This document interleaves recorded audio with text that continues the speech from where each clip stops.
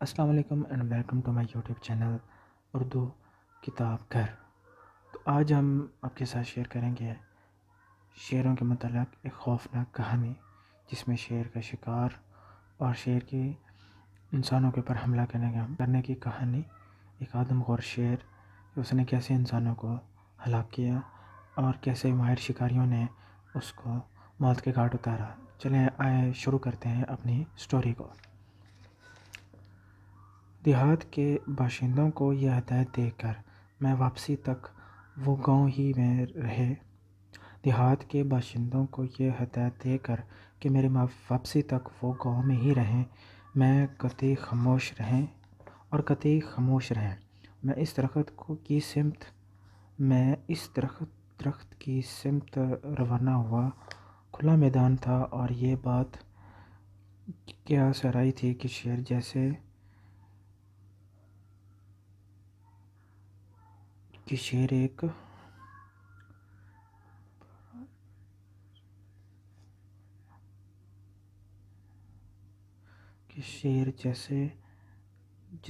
کا جانور 12 اشخاص کی نظر سے بچ کر اتنے قریب آ جائے اور اس کی موجودگی کا کسی کو احساس تک نہ ہو۔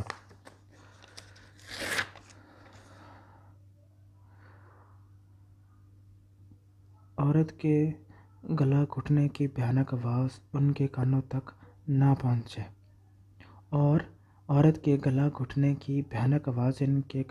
پہنچے اس مقام پر جہاں عورت ہلاک ہوئی تھی میں کافی مقدار میں خون کا ڈھیر موجود تھا، اور اس کے نزدیک قطعی مختلف رنگ کا ایک ٹوٹا ہار پڑا تھا جو ہلاک ہوتے وقت لڑکی اپنے گلے میں پہنے تھی۔ ہار کے دانے چمکیلے گہرے نیلے رنگ کے تھے۔ اس مقام سے کھوج کے نشان پہاڑ کے سرے کی گولائی تک گئے تھے۔ شیرنی کی روش کے نشان نمایاں تھے، اس لیے کہ جس طرف لڑکی کا سر لٹکا ہوا تھا متواتر خون کی دھار موجود تھی، اور دوسری طرف اس کے پیروں کے رگڑنے کے نشانات۔ پہاڑ کے اوپر آدھ میل دور عورت کی ساڑی ملی اور کنارے پر اس کی انگیاں۔ یہ دوسری مرتبہ تھی کہ شیرنی نے ایک برہنہ عورت کو لے جا رہی تھی، لیکن اس مرتبہ مردہ حالت میں۔ پہاڑ کے سرے پر راستہ کالی خاردار جھاڑیوں کے درمیان سے گزرتا تھا، جن میں جگہ جگہ مرحومہ کے کالے بالوں کے گچھے جھاڑیوں میں اٹکے ہوئے ملے۔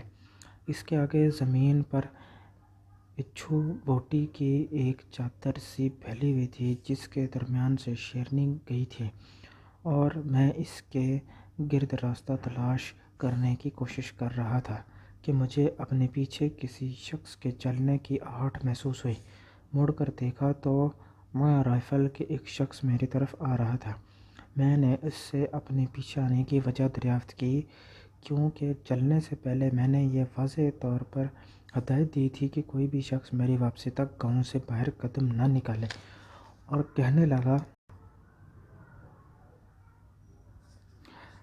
وہ کہنے لگا کہ میں کیا کہوں، تحصیلدار نے حکم دیا تھا کہ میں آپ کے پیچھے رہوں، اور ان کی حکم عدولی سے ڈر معلوم ہوتا ہے۔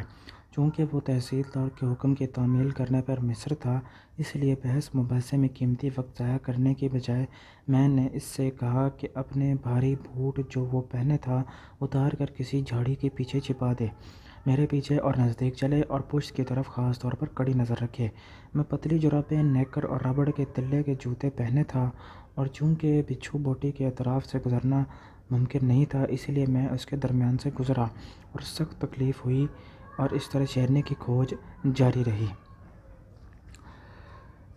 بچھو بوٹی کے ٹکڑے کے آگے خون کے نشانات ایک دم بائیں جانب مڑ کر سیدھے پہاڑ کی ڈھلوان کی جانب چلے گئے تھے۔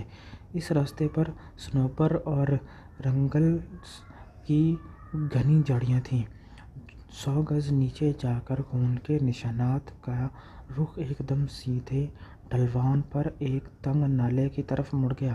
اس ڈھال پر جانے میں شیرنی کو کافی دقت پیش آئی ہوگی، جو زمین میں دھنسے ہوئے پتھروں کی جگہ سے ہٹ جانے سے ظاہر تھا۔ 500 یا 600 گز تک میں اسی نالے کے سہارے چلتا رہا۔ جتنا ہم آگے بڑھتے جا رہے تھے میرے ساتھی کی وحشت میں اضافہ ہوتا جا رہا تھا۔ کم از کم 10-12 مرتبہ اس نے میرا کندھا دبا کر پرنم آنکھوں سے کہا کہ اس کو شیر کی آواز سنائی دے رہی ہے، لیکن یہ نہیں کہہ سکتا کہ وہ آواز کس طرف سے آ رہی ہے۔ آدھے راستے پر پہنچ کر ہم نے ایک کافی بڑے اور مینار نما اونچی چٹان کے قریب پہنچے جس کی اونچائی اندازاً 23 فٹ تھی۔ چونکہ اس شخص کی آدم خور شیر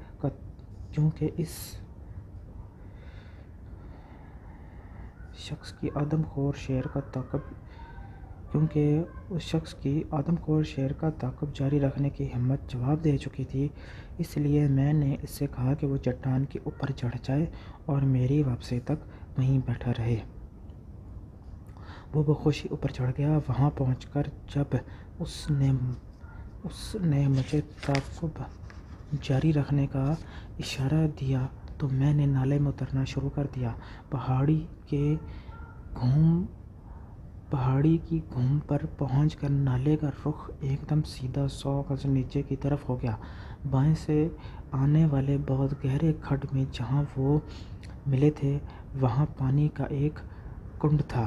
کنڈ کے میری طرف والے حصے میں پانی میں ملا ہوا خون دکھائی دے رہا تھا۔